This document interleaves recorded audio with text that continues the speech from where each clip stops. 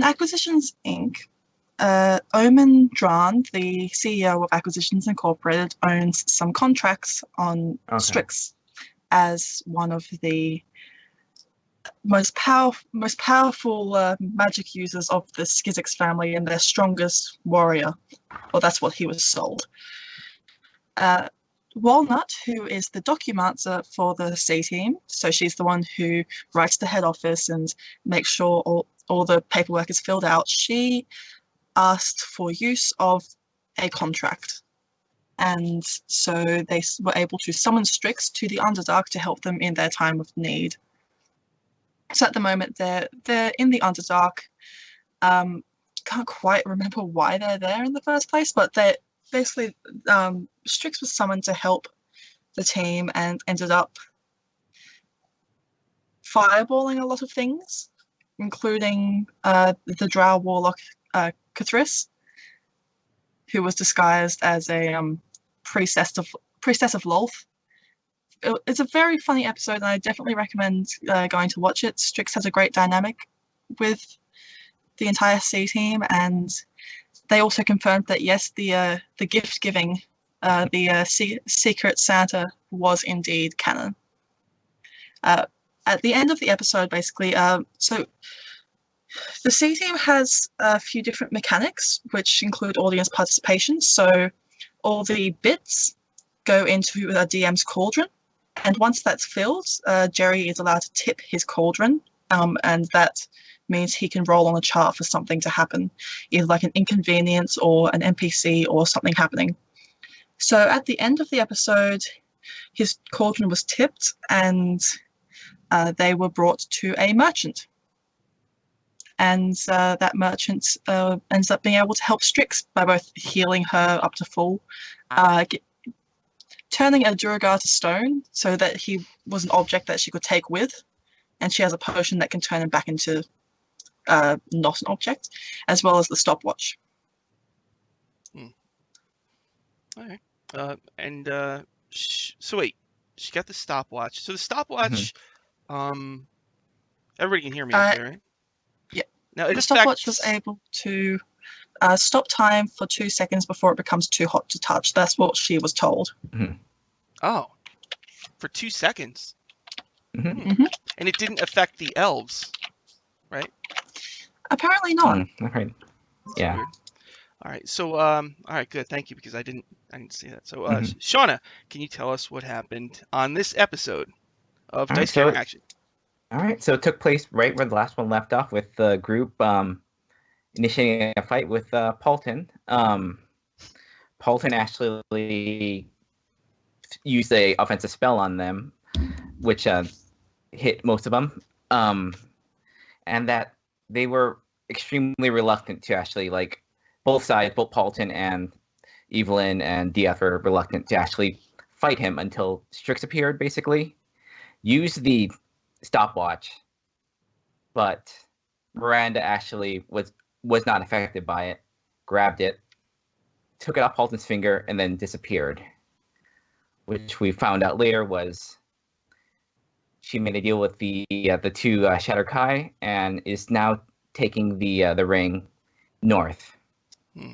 And so now we're left with the Waffle Crew with a now no longer evil Paultin, traumatized but still in the Shadowfell. Why are they going north? Do we know? Is there anything north that we know? I don't know. We're still in the Shadowfell, so Raven Queen. I think it's to take it to the Raven Queen. Yeah. Yeah. All right. So the Shatterkai.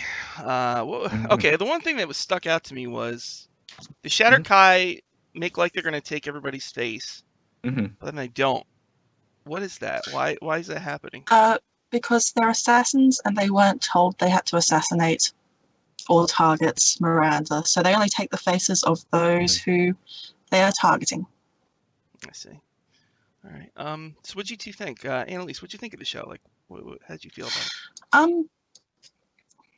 I was a little upset that in the end Strix didn't get to enact her plan. I was really hoping that, well, apart from the finger cutting action, I was I was really invested in what Strix was going to do, and like I understand why Chris had Miranda act in the end, but I was still a bit disappointed that Miranda got the final say and not Strix.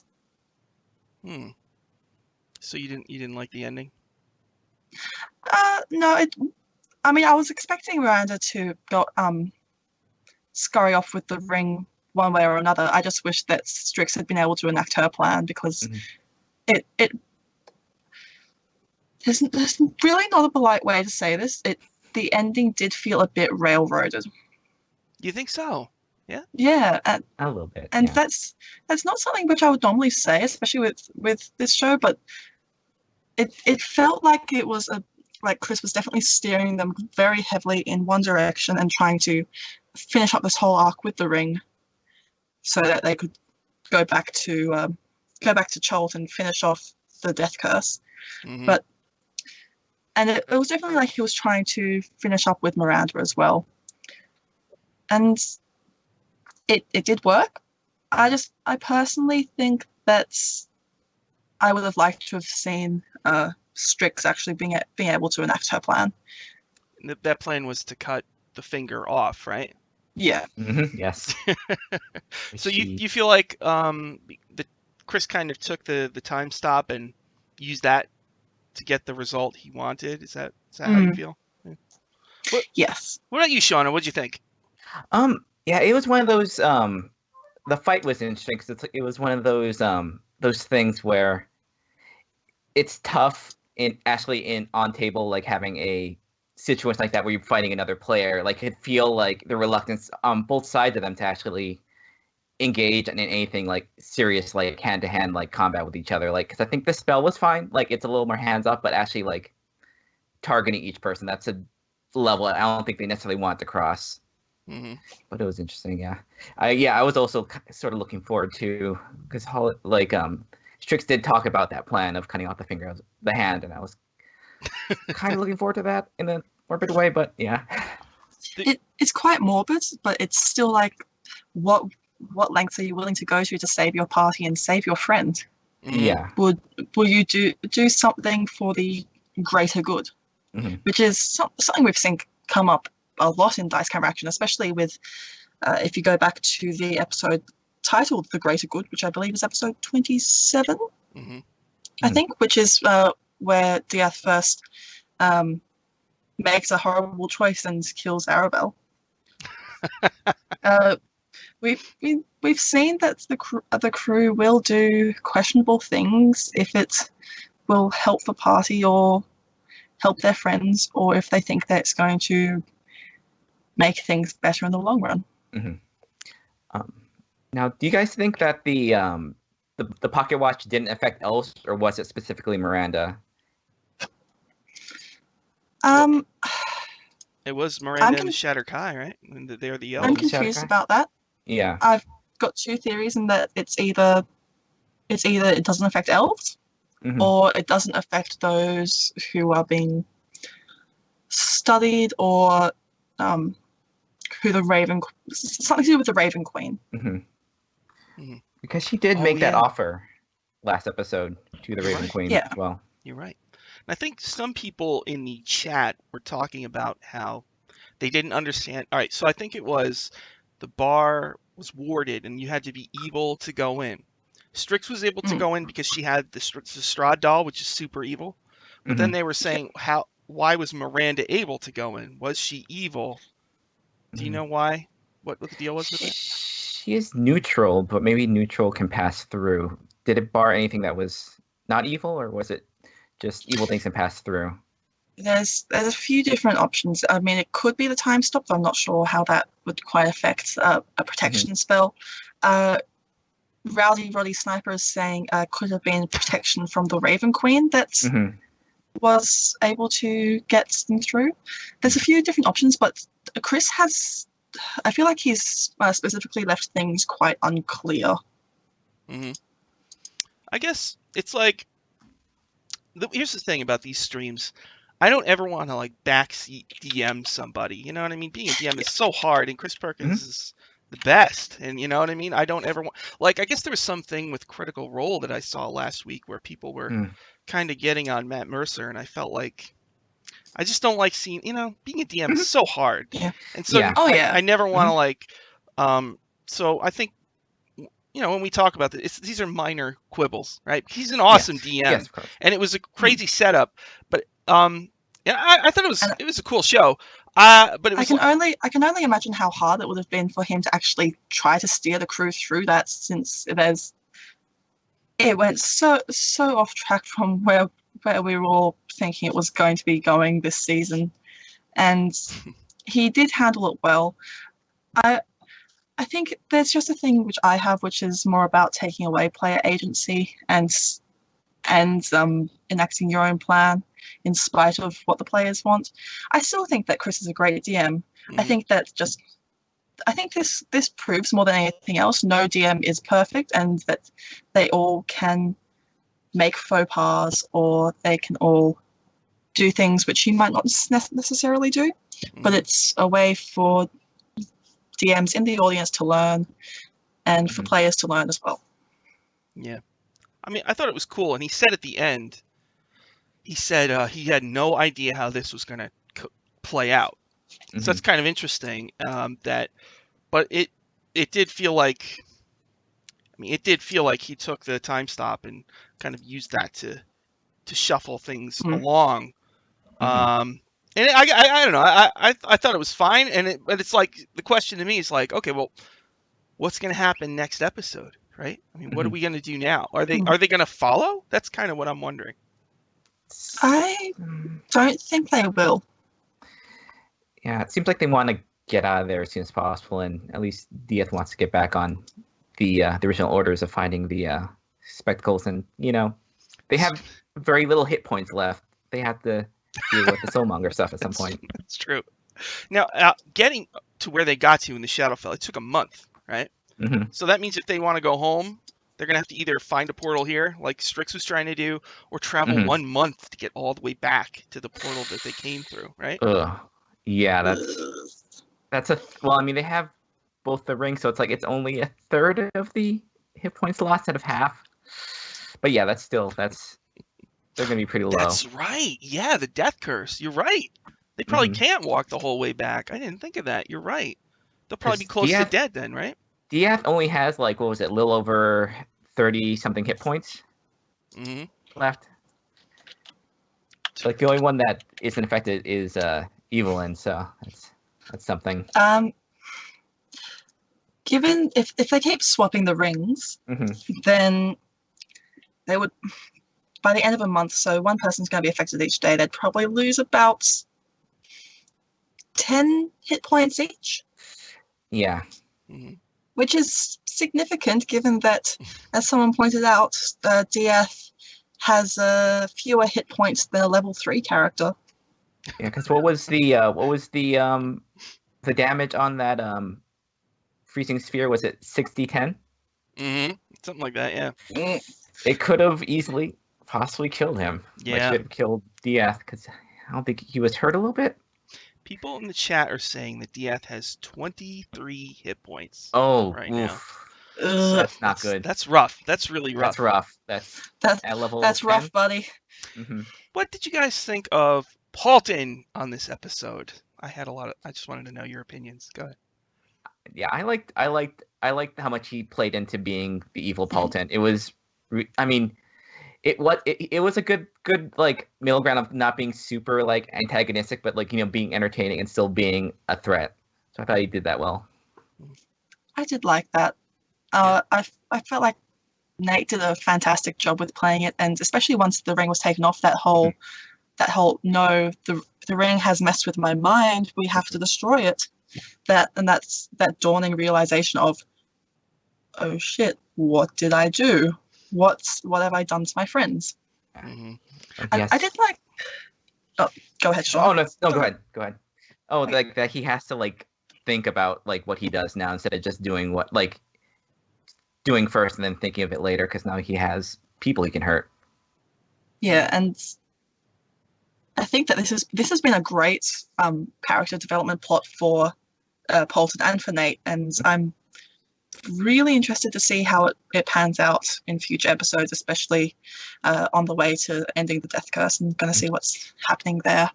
I also really liked the way that Chris handled Simon's actions and behavior. The whole Simon is conflicted. Mhm. This evil puppet is conflicted because he wants to help his adopted father, but is also knows that like Evelyn and Diath and them were important to Paultin, and also help raise him. I find it very difficult to talk about Simon like he's a son. Mm-hmm. Nate on Twitter up this whole week mentioned a number of times how much he was looking forward to playing and how he's really pumped up about this whole thing. Mhm. It was really cool to see, and he was put. That's a tough spot for a player to be in, Mhm. where that's a very tough spot where the DM says there's an evil artifact controlling you. You're going Mhm. against the party. That's not easy at all. And I thought No, it's I thought he did a really good job with it. He didn't get too lethal, but Mhm. he went along with what was happening. Without he probably could have really messed them up bad if he He wanted could to. have, yeah, he could Right? have Oh yeah. went really hard on them and just been super antagonistic. Do you think he And should have? that, Do you think he should have? it's hard because that thing. While everyone's in on it, because you don't want to have like party dynamics being like split up by going too hard, but you also don't want to metagame, and it's like being charmed for that spell while you're in a fight. It's tricky, and he did really well with it, I thought. Hmm. What do you think, Annalise? I absolutely agree. I think that Nate could not have handled this situation any better than he did. He was put in a very tough situation where he did have to really think about all of his role playing quite seriously. Mm-hmm. And I mean, he could have killed the party in seconds if he wanted. With the right actions and the right roles, he could have wiped the floor with them, and especially with Diath, given how Mhm. few hit points they had, and given they were down a party member. Mhm. I think that Nate played it smart by being threatening and still showing that he has the power to kill them, but showing restraint Yeah. and wanting to toy with them. It showed sort of the ring's cruelty almost, that I don't just want you to kill them, I want you to toy with them. Do you think? All right, what do you? All right, what if Nate just went all out and tried to kill them? What do you think Chris would have done at the DM? What does the DM do in that spot? They do have the worms. They still have the Mhm. soul worms. That's right. You're right. Yeah. You're right. I mean, he could have brought in Strix at any point in that fight if it got too like lethal. Like he had that in his pocket in case things went way off the rails. Yeah, that's So he true. had options, I thought, to do Yeah. that. It's weird. You give a player a really powerful artifact and you sick him on the group, and it's just like, okay. It was a very strange scenario, and it was like Mhm.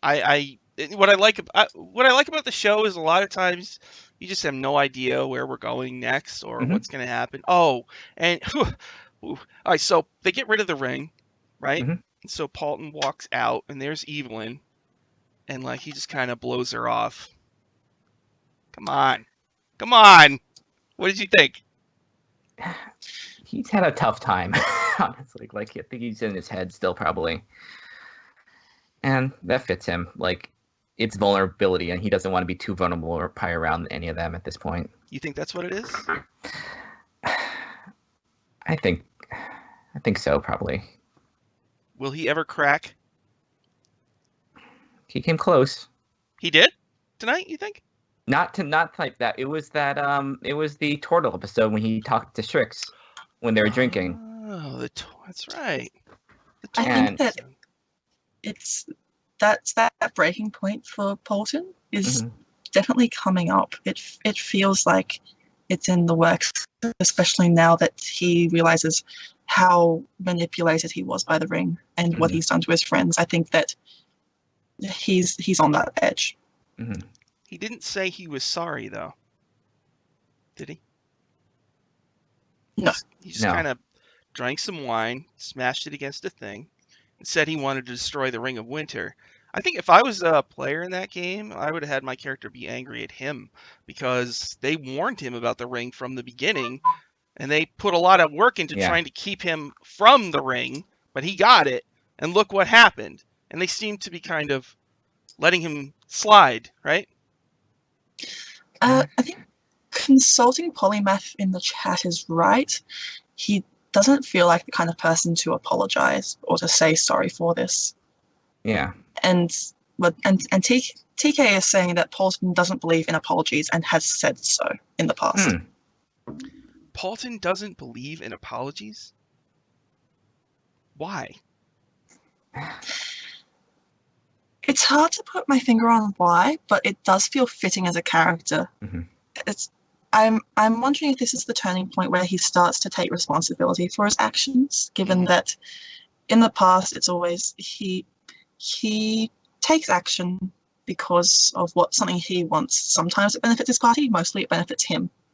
He's that kind of chaotic neutral character, which he actually plays well. He actually plays it as chaotic neutral and not I do whatever I want and it's somewhat evil, but I do whatever I want because I'm selfish. Ugh, yeah. I don't know. Not saying you're sorry after that. That's he might still. Everything was quite hurried along. Yeah, it's hard, but I think it fits with that character. Kind of like it's showing more vulnerability than I think. Yeah, he's probably willing to share with him at this point. Lightning Fast says, up until now, it's been Paultin takes action, someone else handles consequences. Youch! Right? I mean, that's true. That is a certain degree. They don't. They seem to just let it. The rest of the group seems pretty okay with it. Would you say? Yeah. Yeah. I don't know. Just like I don't. If I was a player in the game, I don't know. My character would not be happy at all. You know? I think the situation for me feels like, okay, we take care of the situation, we get everyone out of the Shadowfell, then we're holding him to account for his actions. I don't think Diath's going to be the one to do that, since we've seen what happened with that before, with episode. I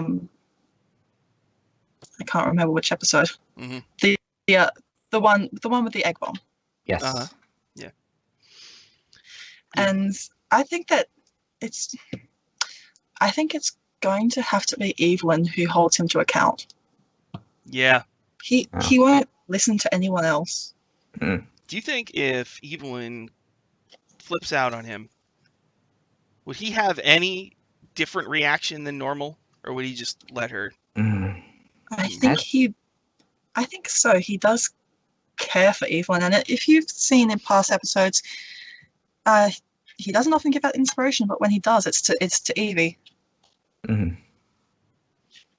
And he was very when he was in the Turtle episode, when he was talking to Evie about everything that happened and her reaction to everything, he really did care. It may not be romantic, but he does care for her immensely.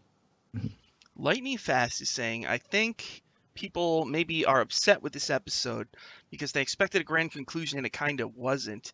But given the circumstances, it was pretty interesting. I'm not really upset with the episode at all. Yeah, no. I mean, what would that have been? Like half of their inch of their life, and then at the very end, someone Urstrix just cuts off his hand. I don't know what.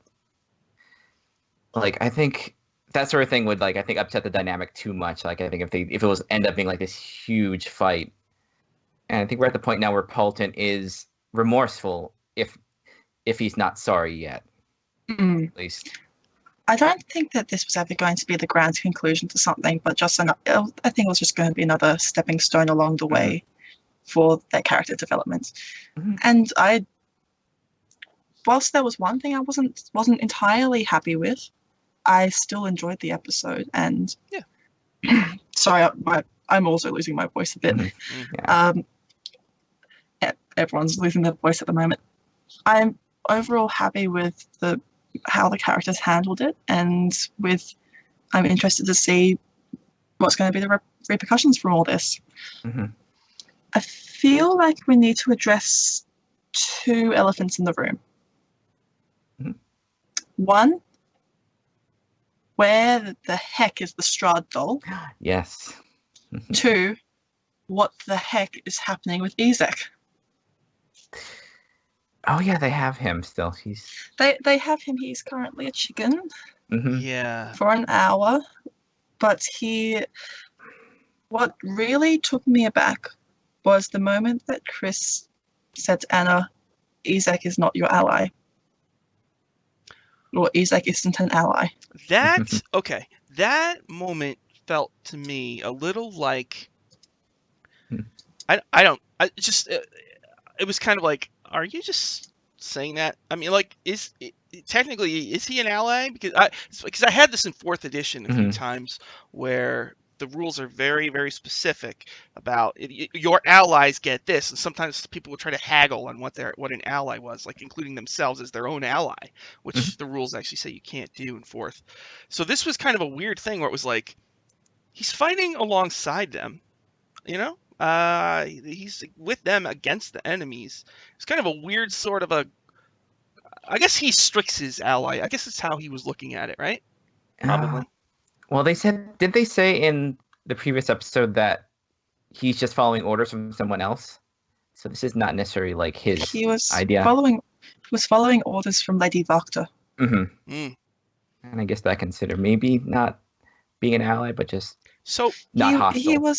He was by all accounts helping them, and someone who's not hostile is often considered an ally, but it depends on DM interpretation. Mm-hmm. It was a little bit of a gray area, and it was like a little like, whoa, you know.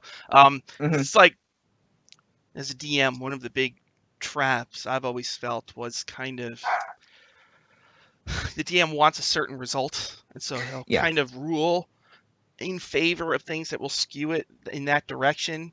And this is a tiny thing, but it was just something that stuck out to me. It's like an ally, he's sort of an ally, isn't he? But you're saying it's a very good point. What are they going to do with Ezek, right? Ezek is Strix's half brother. The demon arm is gone. Diath hates him because he what's the phrase? He hanged him, right? And I don't blame him for being mad, right? Yeah. Oh, it's all water under the bridge with the person who killed me and wanted to take my friend away from me and kill me again and called me scum. It's fine. It's not fine. I mean, I was thinking the appropriate revenge would be for Diath to hang Ezek, and then they're even, right?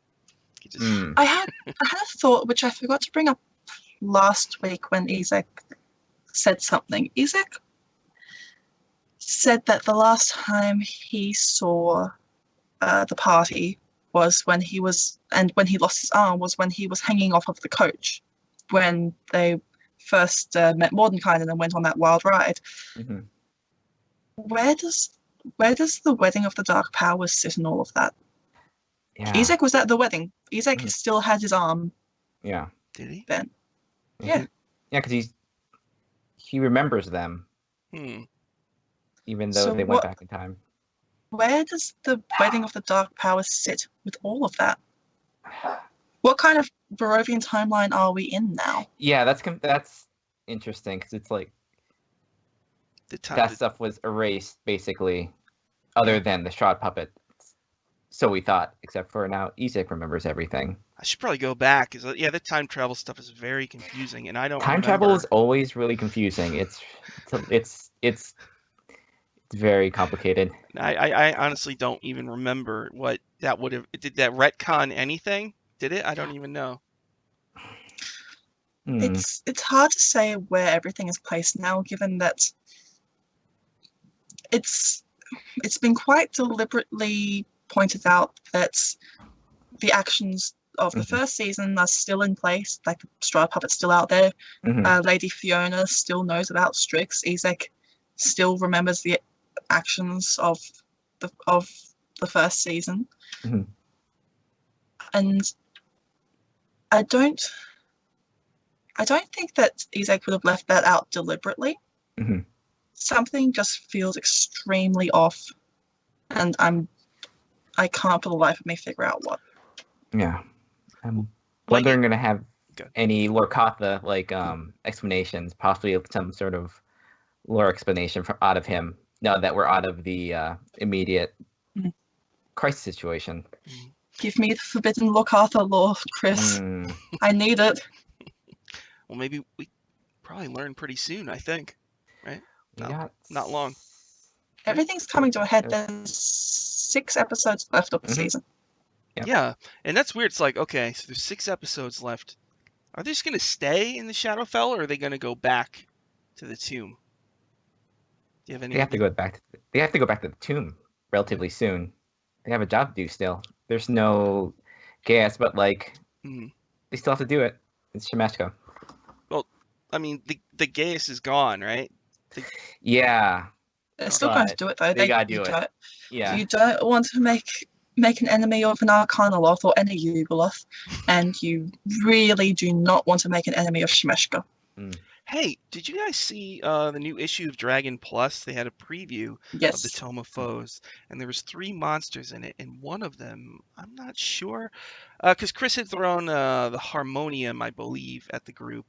He might have thrown in a Marut. I don't remember one of the Inevitables, but there's a picture of the Marut in the book, and it's so cool. It's like an eyeball. I did see that. It's like a big construct, and he's got some kind of written magic scroll on its chest, and I couldn't remember if that was what he threw at the group at that time. So I think there was some kind of creature alongside. It might have been Modrons, actually, right? Modrons with the Yeah, but that was. I was like.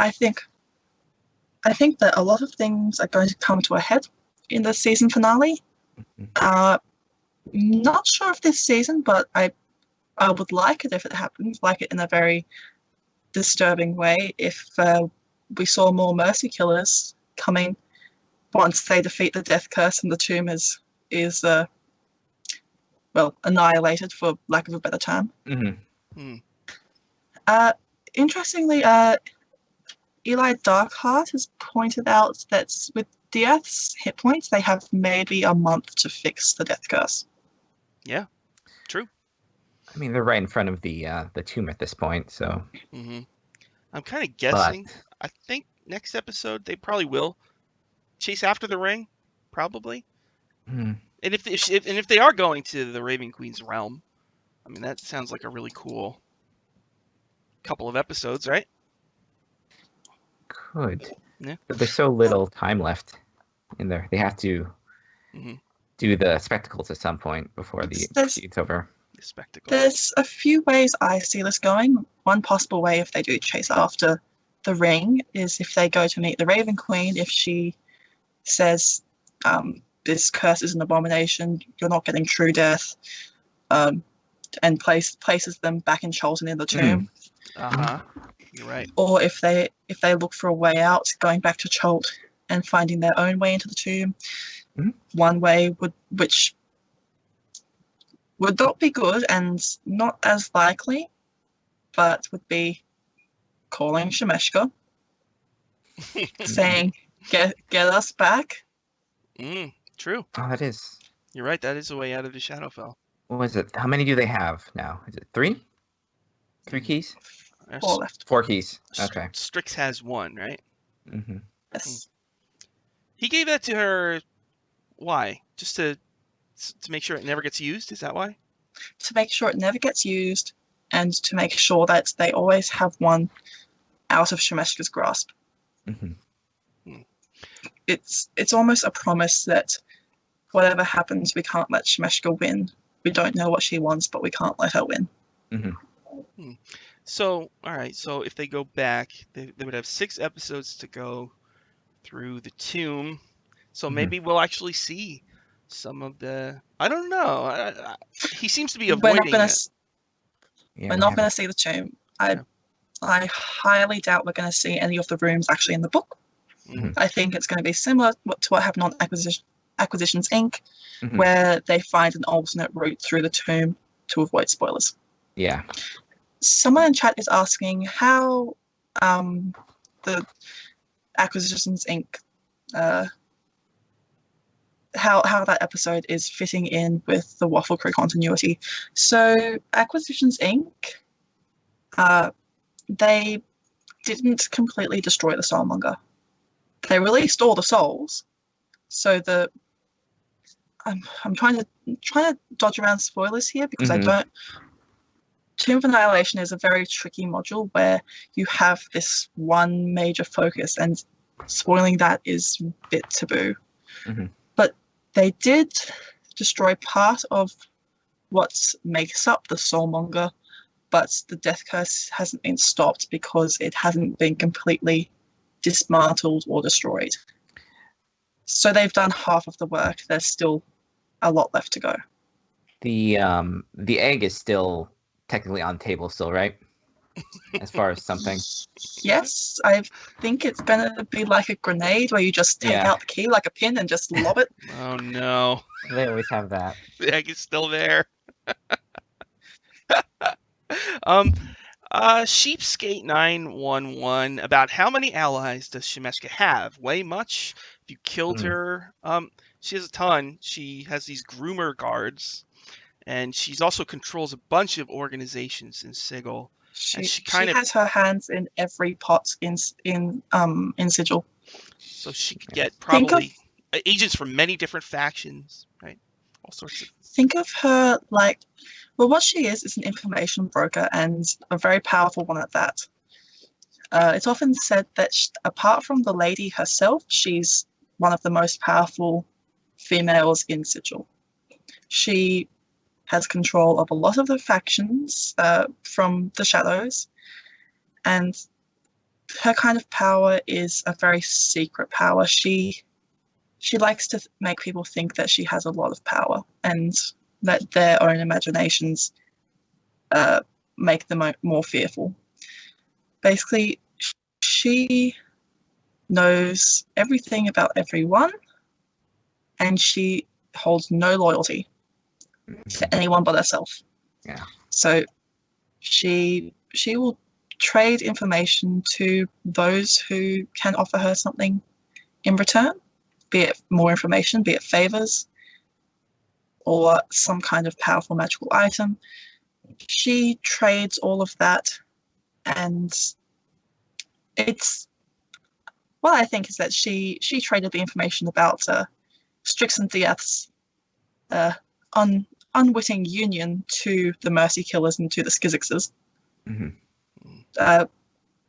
And I think we have touched on this before. Yugoloths and Arcanoloths hold a great deal of sway in something called the Blood War, which is the eternal struggle between devils and demons, so between the lawful evil and the chaotic evil. It's often theorized that they're the ones who are keeping that struggle going, and that they're profiting from it. And they like to control things from the side and make sure that whatever's happening, they're always profiting from it.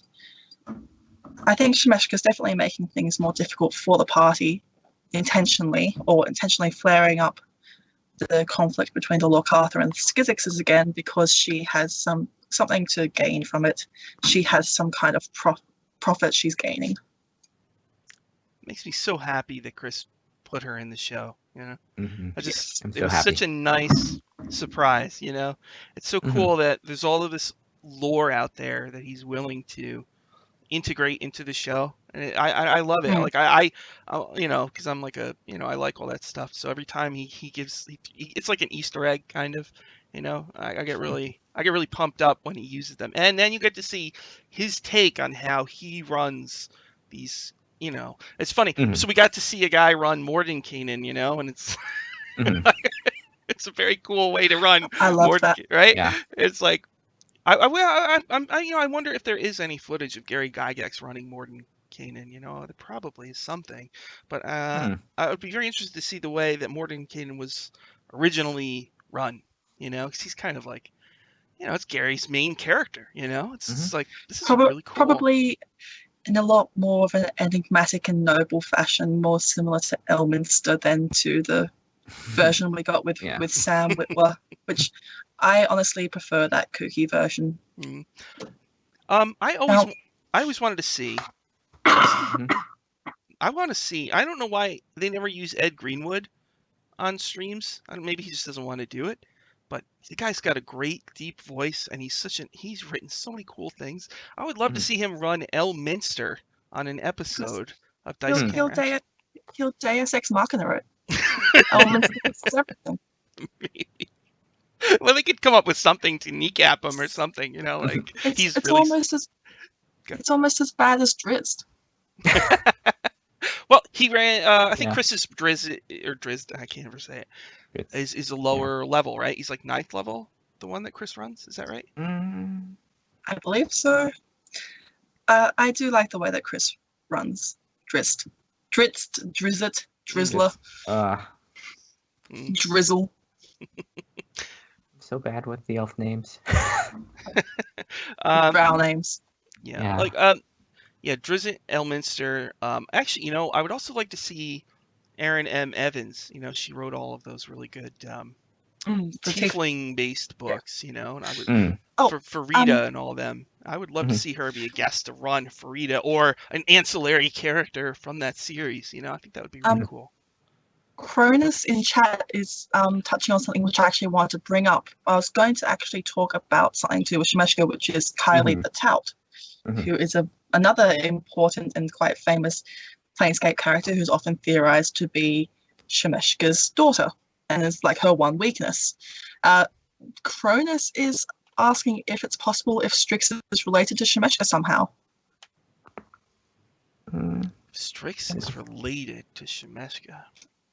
Like I'm not sure if that's possible, but I would love to see Kylie being brought into Dice Camera Action.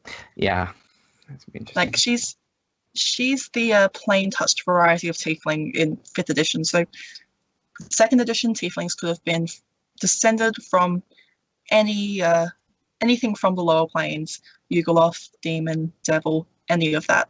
It was then streamlined back in 4th edition into they are descended particularly from devils of 9 hells and in particular Asmodeus. I prefer 2nd edition and Planescape tieflings. Me too. Yeah, I mean, I like them. They got the chart. I love that chart with all the weird little. Yes. They have all these weird little gimmicks. It's really, some of them are awesome. They're really fun, you know. Kylie is a tiefling who's supposed to be the Yugoloth variety of tiefling, so descended from a Yugoloth instead of a devil. Oh, I didn't know that. And she has that weird little furry thing, right? The ethic thing or whatever. I was hoping there's a picture of her in this book, but it looks like there's not. And I'd actually like to run a little competition for people. Yeah. So I want people to tweet at me with which famous Planescape NPC they'd like to see introduced into Dice Camera Action. So outside of Shemeshka, what famous NPC from the world of Planescape would you like to see in DCA? And I'm just hashtag it with Waffle Talk, and I'll have a look through the answers, and in a couple of weeks' time I'll choose a winner, and I'll buy them a copy of Uncaged Faces of Signal. Nice. Awesome. In print, because you can get that from the DMs Guild now. Yeah. I've got my own copy that just arrived today. So if people want to do that, then tweet at me at that Scarlet Moth and tag Waffle Talk in it, hashtag Waffle Talk, and I will get you a copy of Faces of Sigil. Because Planescape is a campaign setting which I think we're going to see a lot more of in DCA. And it's my favorite campaign setting. I want to see some of that Planescape love. I think I know the answer. It is the Lady of Pain, right? She can flame me any day. The Lady of Pain, right? Yes. I hope Chris uses her somehow. I would like to see. I mean, he already has in a way. He has? Yeah. What do you mean? I don't remember. with The the blood pool. the blood pool and the face swallowing strips up. That's right. Hmm. The blood pool. Yes. You're right. Yeah, Lady of Pain. That book is full of really cool NPCs. Yeah. That Holly's actually been using a lot of them on her Hmm. show, which we'll talk about in a couple minutes. But yeah, Shemeshka was kind of like the big one. I would also like to see him run Akin, the Friendly Fiend, like Shemeshka's like rival / friend. And I would like to see him run Alluvius Ruskin. I bet he seems to like the hag type characters, so I think he would do some really interesting things with Alluvius Ruskin. And some of the factoids, like I really like the Doom Guard. They have these 4 Doom Lords in the different planar like towers. I think they're really cool. Yeah. I have a love-hate relationship with the Doom Guard, mainly from having played with them in my own campaign. But Factol Pentar, Factol of the Doom Guard, on Twitter is actually a big fan of DCA and the Waffle Crew. So go tell her that you love Entropy, something like that. Entropy waffles. Factol Pentar is cool. Some of the Factols are really awesome. Yeah, there's a lot of really cool NPCs in Planescape. So it's like things are like the future is so bright for the show, for Dice Camera Action and for D&D in general right now. It's just like feels really good, the whole thing. Everything is like it just keeps getting better. I don't know if you guys heard. I guess they're making Pathfinder 2.0. Yes, I saw that this morning. Yeah. So that's interesting. So I was talking to Todd Stewart, the Shemeshka expert. Yes. And he had mentioned he didn't. The real Shemeshka. Yeah, pretty much. Yeah. That thing he wrote is like if you get it in PDF form, it's thousands and thousands of pages of his D&D campaign, and it's very well done, very well written. It's like this guy is amazing. It's just like you get these people in life who are experts on certain things in D&D, right? So he's like the Shemeshka expert. There's this guy, I think his name is Daniel. I can't remember his name, but I think it's Marthaler. He's the expert on Ion Stones. He wrote this big PDF on Ion Stones and all that. And there's a guy, Ion Stones, yes. And Derek Myers, who used to do the Dungeons Master site, which I loved in 4th edition, and I wish he hadn't stopped. He's like the Xanathar expert. He wrote an article on the Xanathar. He ran whole campaigns about the Xanathar. So it's really cool.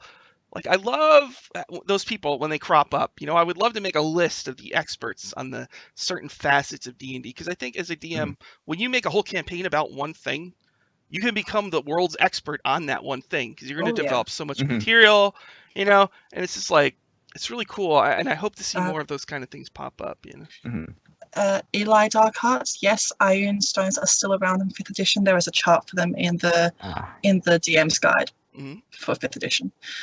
I do love that, especially with something like Dungeons and Dragons, it's something that the community really makes their own, and you get people who are experts in their field, either of like Planescape or a particular character or Greyhawk, and you have people who want to share that love with the world. Speaking of Planescape, perhaps we should talk about Trapped in the Birdcage, because a lot happened on episode 2, and since this is being re-aired right before episode 3. And also, I'm going to ask both of you a question. As Planescape fans, what's your favorite faction in Sigil? Oh. Go ahead, Shauna. God. I like the actually, Sensates are interesting. I think that kind of like it's contrast to kind of with the dreariness of Sigil, and I think it was always the one that kind of was the easiest for a newcomer to kind of like get kind of settled with the factions and stuff like that. It's the most approachable of the factions, I think, for characters. The Sensates are like, every game I run, they're the most popular faction by far. Yeah. And I think part of it is because of the sensory stones. Like, for viewers who might not know, the sensory stones are where you can go to the sensorium and like sit with the stone, and you can experience somebody else's memory. And the Sensates are all about experiencing every kind of thing there is in the multiverse. Because they believe that's the way to enlightenment, is to experience everything. And that opens up so many cool things, like Yeah. beat 'em in my Planescape campaign, record sensory stones that people go to watch, and he's done so many crazy things. So I have this like list of beat 'em sensory stones, and actually on the Planewalker site there is an awesome list of like 100 yeah. sensory stone details. So there's also a list from the Torment game, which those are really great. Yes. If you could Google Mhm. those two. So there's so much material to use that the sensates are just such a cool option. And the faction, They're my favorite faction as well. Yeah. And in my Planescape game, I actually did play as a sensate. oh really cool. Yeah, same. And same so- for mine. You did too? Yeah, they're just so much fun because you get to think about how they would experience each day, and whether they're a hedonist or if they're wanting to just experience as much as they can, to learn as much as they can, and thinking about with their actions what they're going to put in their stone, because they would have to make like a monthly contribution to the sensates Mhm. with their sensory stones. If you want to get a kind of overview of what the sensates are like, definitely go and look at Planescape Torment. It is I think it's one of the best games of all time. It's definitely got one of the best stories in a game of all time, and it is a classic for a reason.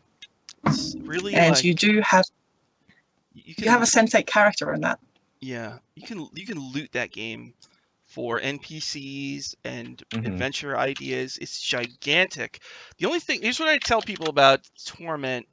You gotta be okay with reading a lot, because that's pretty much the Mhm. game.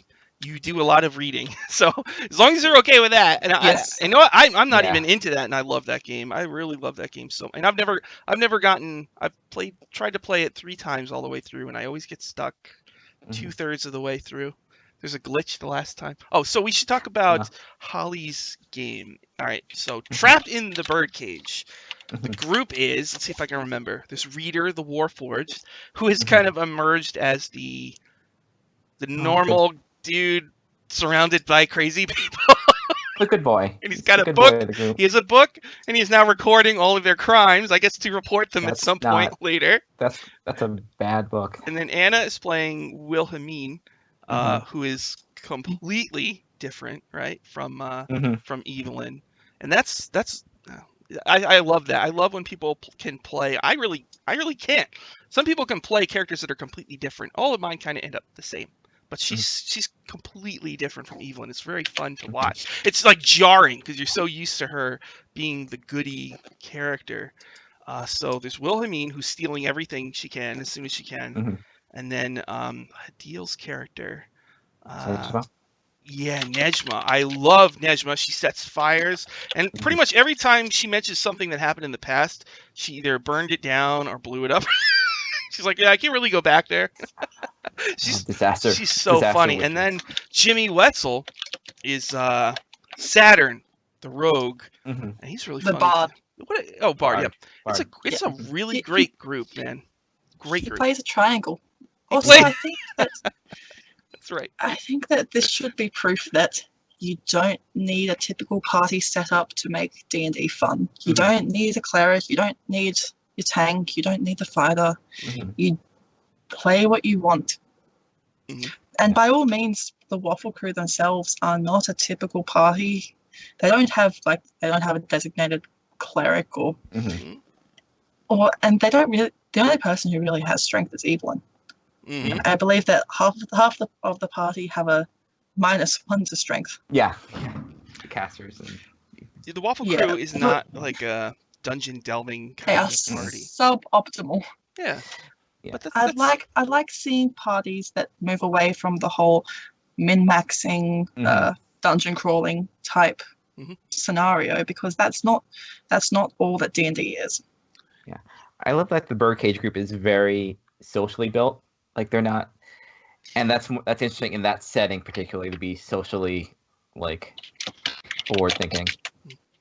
What I really admired about that was Holly is she's a really good DM. She Mhm. rolls with everything they did. She thinks really quick on her Yeah. feet. Like there's a part. I mean, she was trying to get him to point. Well, she wasn't actually. They're supposed to go point A to point B, but they immediately just went into town and started causing problems. And not only, some DMs I think would be like kind of trying to force you the way you're supposed to go. She not only did she roll with it, she made it awesome. Like with the rug salesman who had rugs of smothering, and I'm like, did she just come up with that right now? That's like, I was like, she's freaking awesome. It's awesome. And they burned him down, and there's the cops, and they went to the way. It was a really good show. I was like super. I really like that show a lot. I think it's like. Holly's made a point of not making it combat oriented, so it's more tailoring things to social interaction and to the world and to the characters experiencing this strange city. And I like that. It should show players and DMs and new players as well that D&D is not all about fighting. It can also be about finding alternate solutions.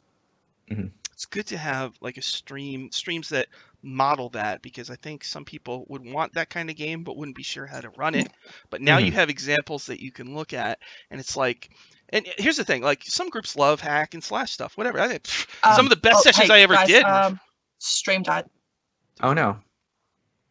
Whoops. Stream crashed. Oh no. Oh, okay. Looks like we're back. Sorry about that, everybody. I don't know why Is it okay Let me now? just check. Okay. Yeah, we're up. Yeah, where we were. So yeah. Are we up? Sorry about that, everybody.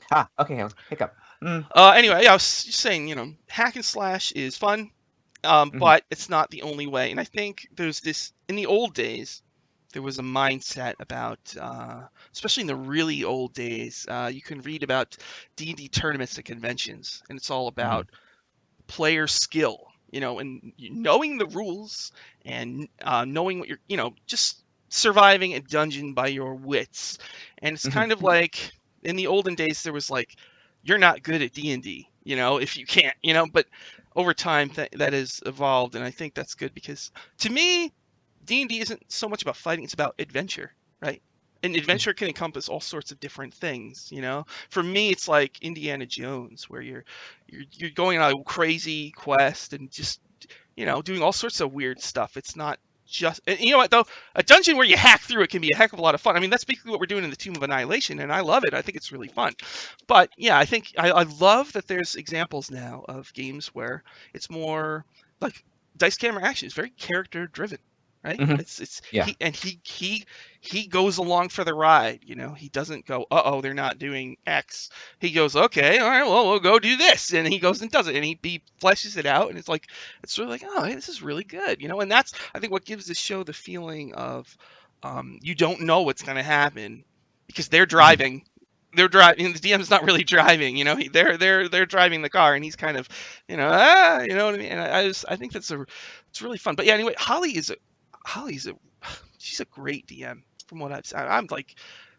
And also I just want to mention real quick, we're almost out of time, but I wanted to mention Anna's show, which I wrote a recap of the first one. I'm going to do a recap of the second one, and I'm going to in the third one, hopefully in the next couple days. But Anna's a new DM, and she's, the only thing, again, I'm backseat DMing is horrible.